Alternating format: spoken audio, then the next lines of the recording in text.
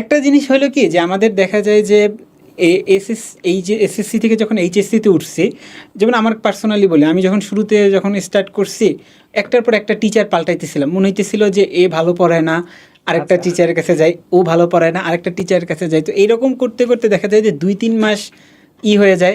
আবার হলো যে দেখা যায় কি প্রথম যার কাছে গেছিলাম মানে তাকে তো আসলে আমরা শুনেই গেছি, এমন তো না আমরা না শুনে গেছি, ওইখানেই আবার হলো যে ফেরত গেছে, এরকমও গেছে। তো এই যে প্রথম দিকের যে টাইম লস বা এটা হলো যে কেমনে ওরা ট্যাকেল দিতে পারবে বা ওরা হলো যে কি করতে পারে প্রথম দিক থেকেই হলো যে একটু করার জন্য, যে প্রথম দিকের ফেজটা যাতে পার করার জন্য। আমাদের সময় দেখা গেছে যে অনলাইন এডুকেশনটা খুব একটা ছিল না, এখন কিন্তু এই সুযোগটা আছে। আর আমার ক্ষেত্রে দেখা গেছে যে 2 মাস পরে আমি তো হচ্ছে নটরডেম কলেজে চলে আসছি। তো কলেজের ক্লাসগুলোই মোটামুটি মানে এনাফ ছিল। স্টিল আমার কাছে অনেক ক্ষেত্রেই মনে হয়েছে যে আমার আরো বেশি মানে পড়া দরকার।